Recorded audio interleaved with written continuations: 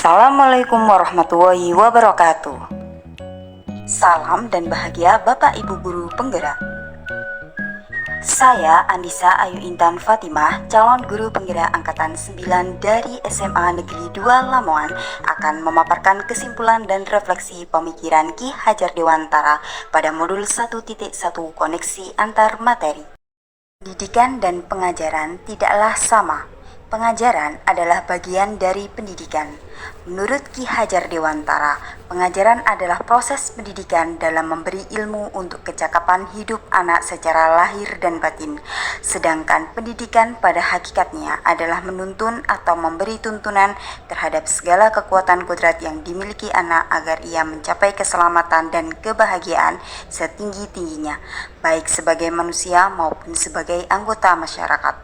Pendidikan menciptakan ruang bagi murid untuk bertumbuh secara utuh agar mampu memulihkan dirinya dan orang lain serta menjadi mandiri.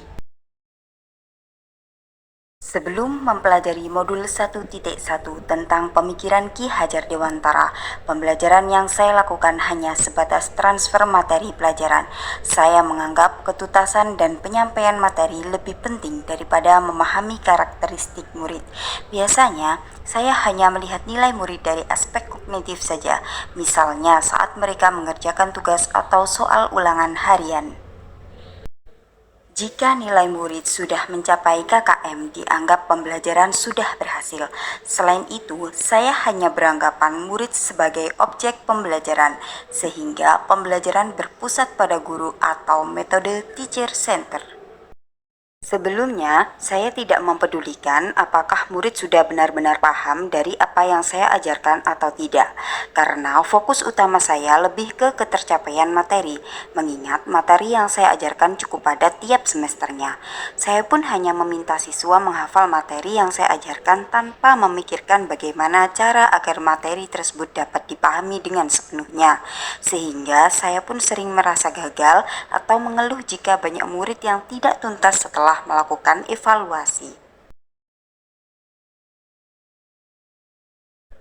Namun, setelah saya mempelajari modul 1.1 tentang pemikiran Ki Hajar Dewantara, saya menyadari bahwa apa yang saya pikirkan dan saya lakukan selama ini tidak tepat.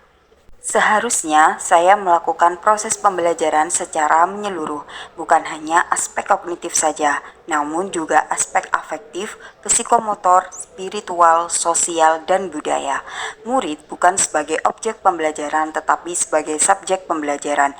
Artinya, murid punya kebebasan berekspresi, mengemukakan pendapat, berkreasi sesuai dengan metode atau model pembelajaran dan media yang tepat. Guru seharusnya sebagai fasilitator dalam proses pembelajaran.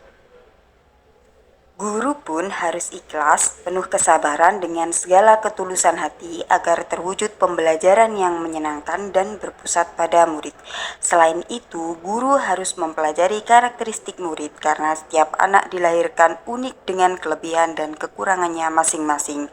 Guru juga harus memberikan kesempatan murid untuk tumbuh sesuai dengan kodratnya.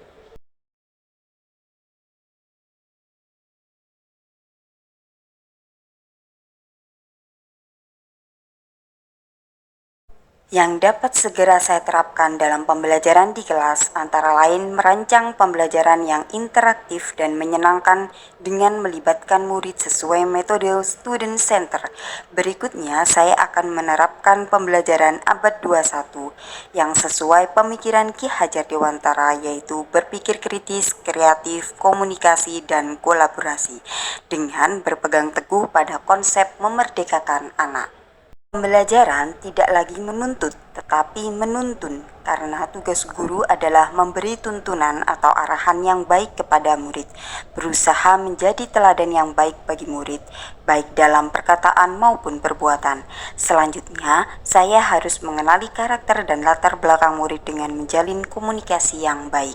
Semoga video ini menginspirasi bagi Bapak Ibu pejuang pendidikan.